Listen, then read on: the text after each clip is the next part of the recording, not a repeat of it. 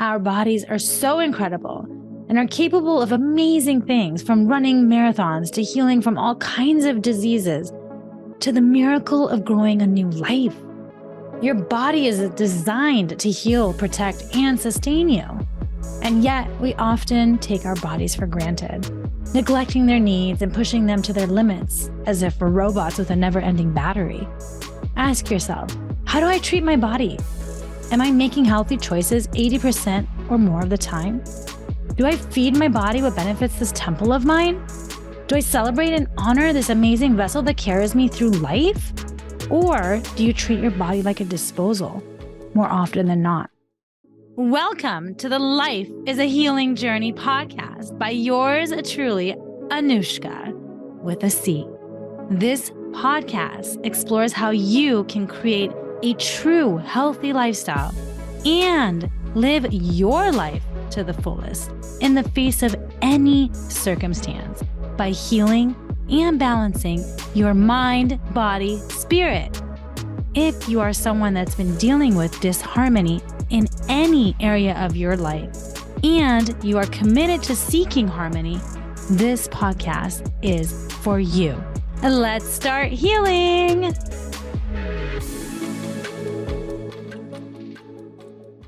Today's podcast is focused on the body piece of mind, body, spirit. Close your eyes, unless you're driving, of course, then just use your imagination. And imagine biting into a big wedge of a juicy, sourest lemon you've ever had. And then open your eyes. Most likely, your mouth is salivating. Even though I've said this demo so many times, my mouth is salivating. That's your thoughts impacting your body in a matter of seconds. Our bodies are so incredible and are capable of amazing things, from running marathons to healing from all kinds of diseases to the miracle of growing a new life. Your body is designed to heal, protect, and sustain you. And yet we often take our bodies for granted, neglecting their needs and pushing them to their limits as if we're robots with a never-ending battery. Ask yourself, how do I treat my body? Am I making healthy choices 80% or more of the time? Do I feed my body what benefits this temple of mine? Do I celebrate and honor this amazing vessel that carries me through life? Or do you treat your body like a disposal more often than not? Today, we're going to talk about the importance of treating our bodies with respect and care, and how you can create more awareness to also begin taking care of this temple of yours. Your body is your temple and the only outfit you get to wear for the entire life of yours. Our bodies are constantly building and regenerating based on how we treat them. It has been shown that our different body parts rebuild themselves within 365 days. For instance, we shed skin approximately every 27 to 28 days, or a month or so. Our stomach, 5 days, lungs, 2 to 3 weeks, liver, about 6 weeks, DNA, 2 months, blood, 4 months, bones, 3 months, and even our brain, a year. So we get to choose what we put in our bodies. We get to choose who we spend our time with. That uplifts us or triggers us, majority of the time. Where we go and what we do, it's all a choice. All of this is in your hands. And this is one area of life where you are in control when you follow your inner guidance, your intuition. Are you being mindful or mindless? Regardless of the mind and the thoughts you have, your body has its own intelligence. Our bodies are fascinating and talk to us when we have awareness and listen to the signs given. At first, it may be in the form of whispers, and eventually they will begin to scream at us. My body was giving me signs that I kept ignoring for years. Ever since I moved to San Diego in 2012, I started getting headaches, and this was not normal for me. They were minor headaches at first, and I knew it was not dehydration or lack of sleep, because I definitely got plenty of those. I was so clueless that I had to ask my cousin, how many ibuprofen pills do I take, when I first started getting them to the point where they were becoming bothersome. More so because I also never take medicine unless I'm really suffering and the pain is completely draining my energy. These minor headaches began increasing gradually every year. My body was whispering. And when I would drink socially, I started getting blackouts just after a couple drinks, which never happened in Colorado with a higher altitude. So this was strange. Should have been a sign. April of 2017, these headaches went from minor to massive migraine-like headaches. We were in Hawaii with Ashkan for his annual work award trip, and my headache was so bad that I began vomiting. It was the first time of many to come where I began vomiting from a headache. To the point that I had to stay back in the room while everyone else was at the pool under the beautiful sun having a good old time. This should have been a sign because the old me would never miss an opportunity to party, especially at the pool with music, at the beach and all. My body had started screaming at me. I thought it must be a hangover, so I brushed it off. And then this continued for a few months where I would get these migraine-like headaches followed by vomiting. At first I thought, oh, maybe it's red wine. So I stopped drinking red wine. And then I also began minimizing alcohol, thinking, oh, maybe it's the alcohol. And finally noticing that this would happen even when I didn't drink. And then I started getting these auras after HIIT workouts to the point I'd have to call into work. At this point, I was confident I was getting migraines, yet wouldn't make the time to go to the doctor. What the F? Body was screaming louder and louder, and I kept ignoring the signs. Do not ignore signs your body is giving you and get checked before it's too late. This is not meant to scare you. Rather, have you create awareness of your body. Besides, it really is always better to have a peace of mind and be relieved than the other way around. A couple months later, I began having these numbing sensations in my left hand. So I assumed I now have bad circulation. And I remember looking for different crystals that I could wear and bracelets that I could wear for that reason. All these assumptions. Then the beginning of August of 2017, I went on a long trip to Vegas, well, first to Vegas and then to Colorado. So it was about a couple weeks. And this is when I realized I must see a doctor. I felt off in Vegas, even though I went to a very high-vibing 3-day event, and Tony Robbins was even there. And that passion, excited self was just not there. And then afterwards, I went to Colorado for a wedding, and we went into the mountains, so it was a higher altitude. And the headaches I had were so severe at this point, without any alcohol, before the dinner rehearsal, that I actually had to sleep in the car. And yes, I puked. And of course, this concerned my mom. And she begged me to see a doctor when I got back to San Diego, which at this point I had already planned because of the way I was feeling in Vegas. I figured it was finally time to see what's going on. Maybe get some migraine medication. Back in San Diego, once I made the appointment, the left side of my face started having these numbing sensations. And when I told Ashkan, he wanted to take me to the emergency room. But I, yet again, brushed it off since I had the doctor's appointment the following week. Looking back, I always put myself last. Absolutely no self-care. And it just blows my mind when I think of it now, because self-care is number one for me now. When I saw my primary care doctor, I expressed my concerns and all the symptoms, and everything pointed to migraines. All signs, even according to her, pointed to migraines. I mean, who would have thought that I would have had a tumor? I was super healthy, worked out all the time. Now, yes, I drank and whatnot. And so that wasn't even something I thought would ever happen to me. My doctor was an integrative doctor, thankfully, and had a hunch to just have me get an MRI, just to see. That hunch of hers saved my life. Come to find out, the numbing sensation in my left hand and left side of face and the auras were all considered sensory seizures. And since the tumor was on the right side, all my symptoms were silent symptoms. Again, my body was talking to me, showing me something is off.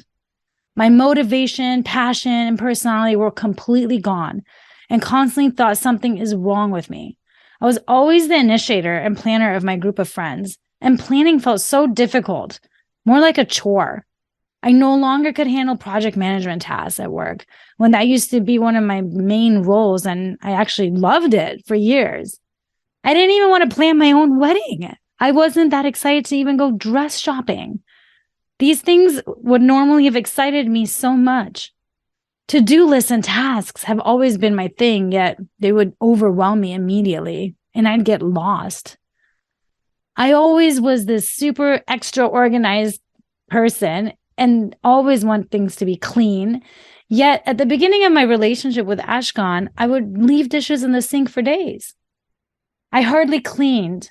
And when we purchased our first house together and moved in 2016, I left unopened boxes in what became my office for over a year until after surgery. You might be thinking, well, that's how I am. What if I have a tumor? But that's not what I'm saying at all. The point of this is that I was all those ways and then I wasn't. Through this journey, I've actually discovered we all have natural strengths and weaknesses in our brain's functionality. Some have stronger mathematical abilities, others have to work on it. Some are more creative, others not so much. Some are more organized and planners, others have to make an extra effort. So it really comes down to what comes to you with ease. What's your natural gift and talent versus what you have to build on as a skill set. So if it's not who you've always been, that's a different story. This is who I was. And that's why it's crazy looking back at the two different versions of me. As soon as I was back home from surgery, I went on a crazy organization and purging rampage. With help, of course, since I could barely move and I wasn't even allowed to bend over because as soon as I would, I felt like I was going to faint.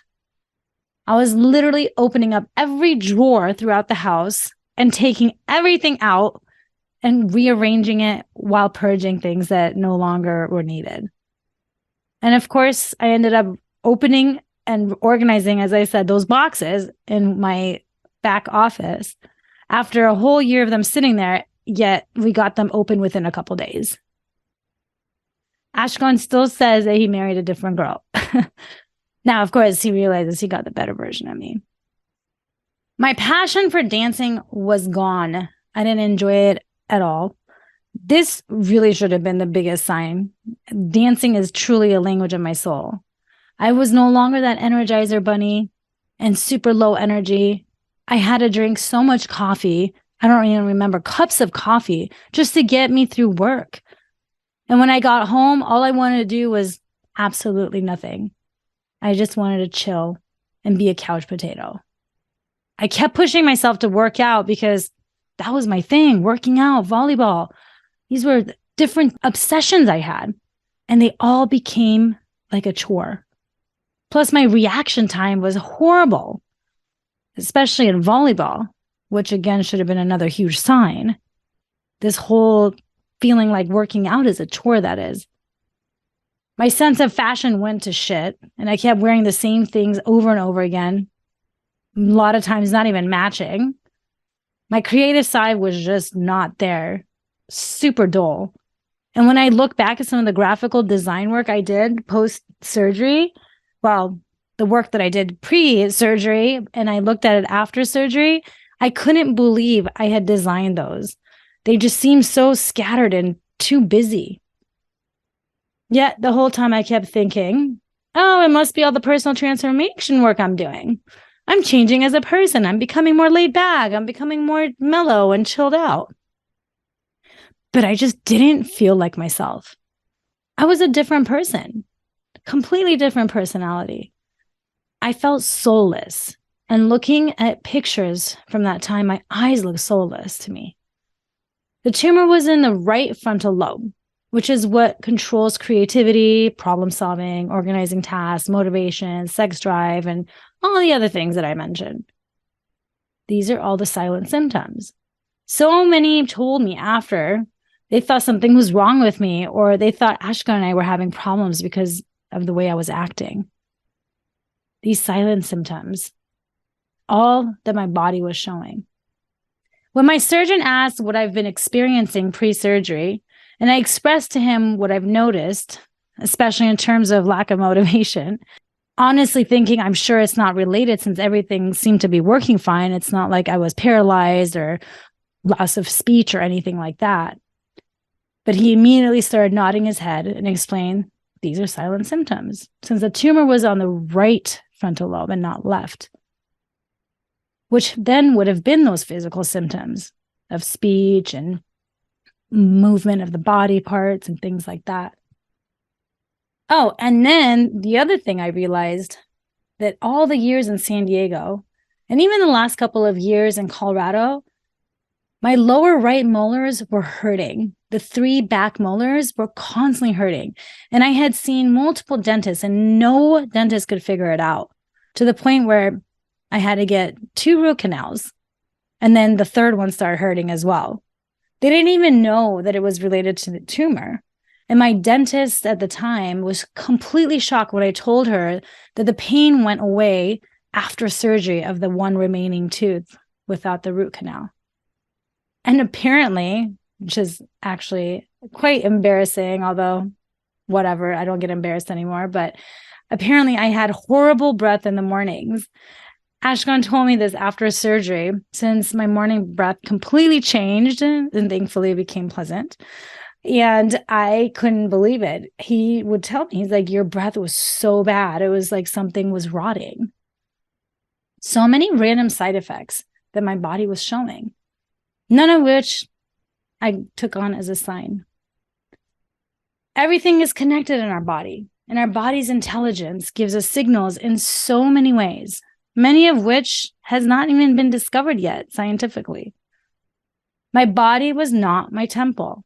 I held on to so much anger, resentment, and sadness. I didn't even know it. I would drink and be robot-like to distract myself from feeling the pain that I'd buried deep down. Yet it would show up when I would get triggered.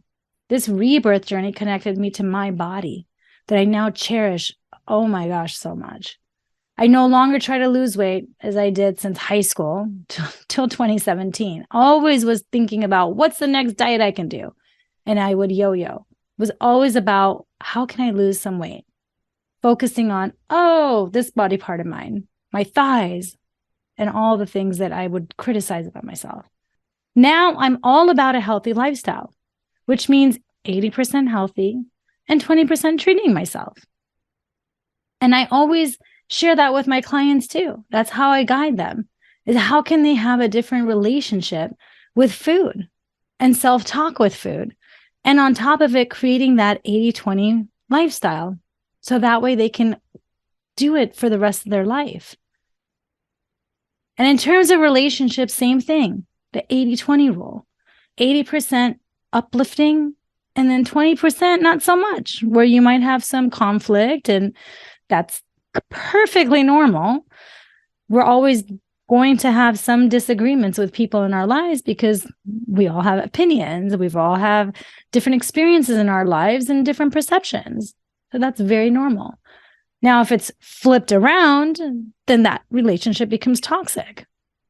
So it's about setting those healthy boundaries and then releasing with love when necessary. My body is my temple now, and I treat her with honor, respect, and gratitude. And here are a few tips for you to take on to stay on that healthy path, in addition to that 80-20 rule. Nourish your body with healthy food. Our bodies need a balanced diet to function at their best. Do you eat a variety of fruits, vegetables, lean proteins, whole grains, whole foods? Do you move your body? Do regular exercises that keep your body strong and healthy. Find any activity you enjoy, whether it's even dancing like me, yoga, strength training. Maybe you sign up for a gym, CrossFit, volleyball, if you have that obsession like I do. And make it a regular part of your routine. Honestly, you can even watch YouTube videos. And there are tons of ways you can take on exercising just with your body and a wall. Not even any weights necessary. Or go for a walk every day. Some kind of movement daily. Get enough rest. Our bodies need rest to repair and recharge. When we're in rest mode, sleep mode, then that's when the parasympathetic nervous system is activated. And it's crucial for our body to have that activated more than the sympathetic nervous system. Aim for at least 7 hours to 9 hours of sleep each night. I know when I get less than that, I notice it immediately in my eyes. And my brain function seems to be much lower, especially since I'm not having caffeine these days. And of course, listen to your body. Our bodies are always sending us signals about what they need. If you're feeling tired, rest. If you're feeling hungry, eat. If you're feeling stressed, take a break. And maybe even add on breath work. Let your intuition guide you. Remember, your body is your temple. Treat it with respect and care it deserves. And it will reward you with health and vitality.